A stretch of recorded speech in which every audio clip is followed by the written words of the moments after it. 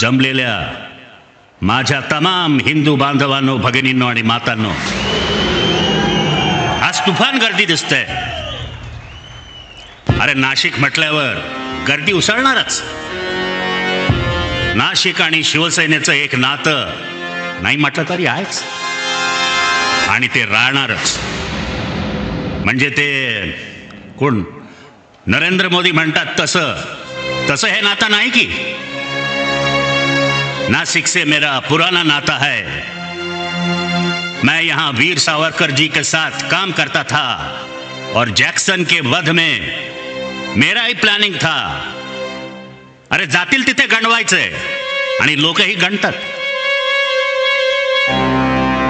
ही काही नाती जपणारी माणसं नाहीत. कमळाबाई म्हणजे एक ढोंग आहे, ढोंग. भारतीय जनता पक्षाला महाराष्ट्रात काय, अरे देशात कोणी ओळखत नव्हते तेव्हा आम्ही त्यांना खांदा दिला. खांदा म्हणजे आधाराचा हो. अरे महाराष्ट्रात त्यांना आम्हीच वाढवलं, पण आता त्यांना खांदा द्यायची वेळ आली आहे. 25 वर्षे आमचं एक नातं त्यांच्या बरोबर नक्कीच होतं. अर्थात हिंदुत्व म्हणून महाराष्ट्रात शिवसेनेमुळेच ते वाढले. बरोबर ना? काय मग नातं तोडलं कोणी? माझ्या पोतडीत यांच्या बऱ्याच गोष्टी आहेत. हळूहळू काढतो. अहो त्यातच मजा असते, नाहीतर एकदम खेळ आटपून जाईल हो. आज नाशिकला जमला आहात. नाशिककर मला विसरूच शकत नाही. का आहेत ना सगळ्या जागेवर. बरं तो आपला बबन घोलप कुठे आहे? दिसतोय ना? जागेवर आहे ना? अरे कुठे भरकटताय इकडे तिकडे? अरे बाबांनो, शिवसेना आहे म्हणून तुम्ही आहात. हा जो समोर साधा शिवसैनिक बसलाय ना, तो महत्वाचा आहे. त्याने तुम्हाला आमदार खासदार बनवलं.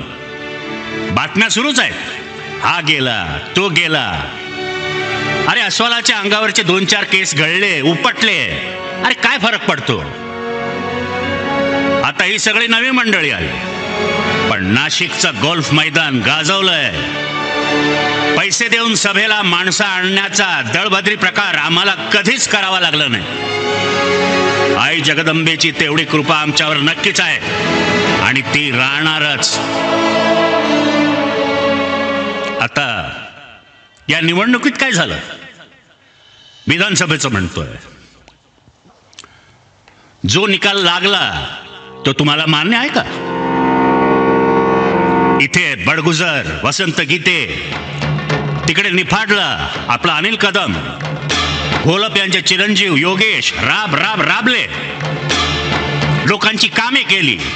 मालेगावात अद्वै हिरे, धुळ्यात अनिल गोटे हे मैदानात होते, पण निकाल उलटेच लागले.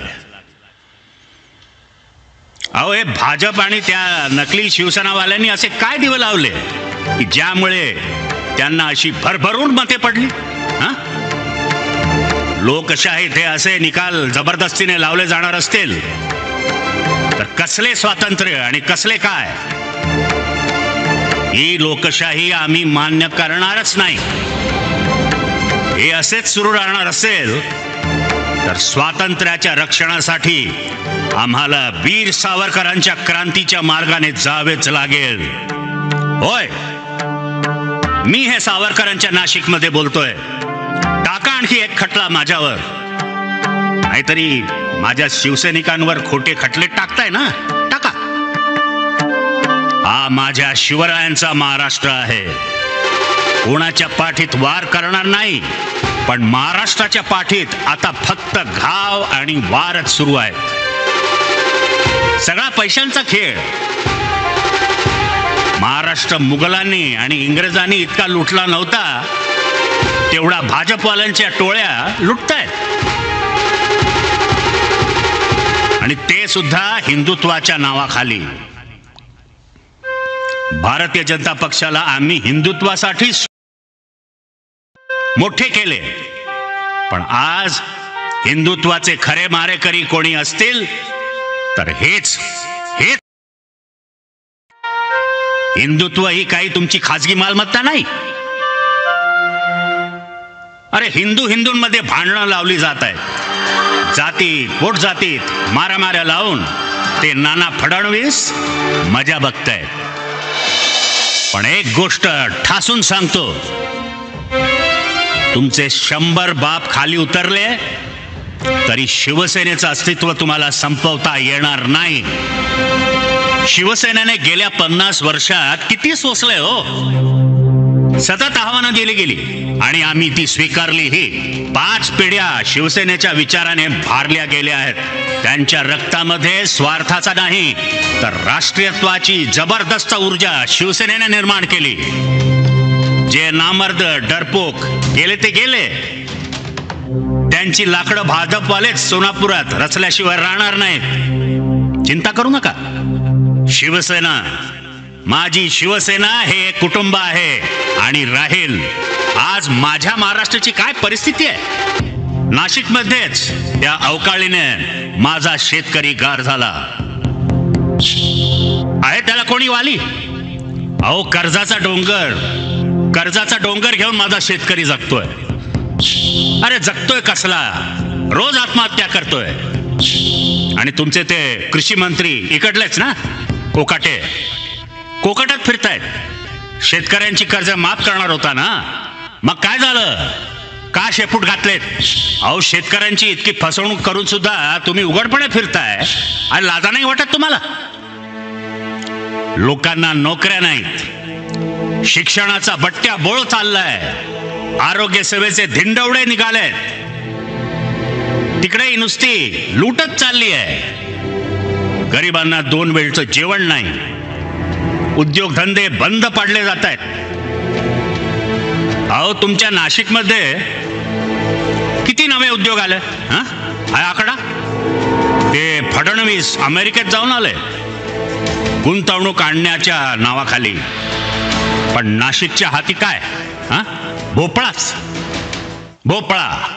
हे सगळं तुम्ही किती काळ बघणार आणि थंडच बसणार असाल तर त्या छत्रपती शिवरायांचं हे नाव घेऊ नका आणि जय भवानी जय शिवाजी याचाही गजर करू नका. अहो महाराष्ट्राला लाचार आणि गुलाम करण्यासाठी त्या व्यापाऱ्यांनी शिवसेना तोडली.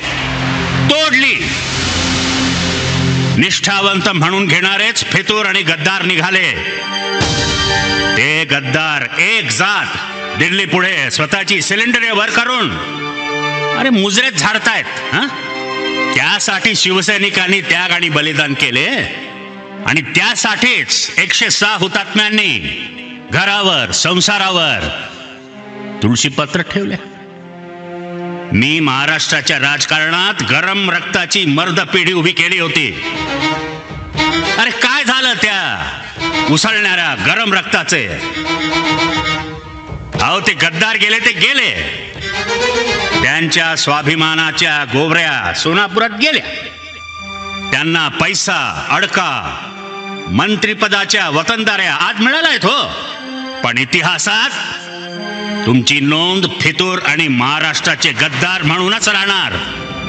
गंगेत किती डुबक्या मारल्यात तरी हे पाप आणि हा गद्दारीचा डाग धुतला जाणार नाही. या गद्दारांनी जिवंतपणेही माझ्या पाठीवर वार केलेच, पण मृत्यूनंतरही घाव घालणे सुरूच आहे. ज्या इमान निष्ठेतून शिवसेनेचा अंगार निर्माण झाला त्यावर बेमानीच्या गुळण्या टाकणारे तुमच्या रक्ताचे हाडामासाचे लोक आहेत. छत्रपती शिवरायांच्या, छत्रपती संभाजीराजांच्या नशिबी जे स्वकीयांकडून बेमानीचे घाव आले तेच आमच्या नशिबी आले. पण याद राखा गद्दारांनो, याद राखा, तुमचे हे नीच मनसुबे पूर्ण होणार नाहीत. अरे खुर्च्यांतील ढेकून होऊन जगणारे त्या खुर्च्यांचाच संपतील. निष्ठेच्या वणव्यात फितुरीची राख रांगोळी होईल. माझा महाराष्ट्र फितुरीचा बदला घेईल. छत्रपती शिवराय शंभूराजांच्या मृत्यूनंतर मुघलांनी आनंदाचा थैथाट केला, पण मराठा जो पेटला तो महाराष्ट्रात औरंग्याला गाडून दिल्लीच्या तख्तापर्यंत धडकला. माझा शिवसैनिक खरा मर्द आहे, वाघ आहे वाघ. तुमची ती काय ऑपरेशन वगैरे सुरू आहेत ना फोडाफोडीची, ती वेळ येत आहे. त्याच ऑपरेशन टेबलवर पाडून तुमच्या बेईमानीची नसबंदी माझा मराठी माणूस, माझा शिवसैनिक नक्कीच करेल. घोटाळा गोलमाल करून विधानसभा जिंकली. अरे भ्रष्टाचार, पैशांचा खेळ, दुसरं काय. आता मुंबईची महानगरपालिका 106 हुतात्म्यांचा हा पंचप्राण ते विकत घ्यायला निघाले. हे मी आणि माझा शिवसैनिक त्रिवार होऊ देणार नाही. आम्ही महाराष्ट्राला स्वाभिमानी बनवलं, मराठी माणसाला बेडर केलं. संकटे वादळे येतील जातील, पण त्या तुफानांशी टक्कर देत संकटांच्या छाताडावर पाय देऊन माझा शिवसैनिक शिवसेनेची नौका पुढे आणि पुढेच घेऊन जाणार आहे.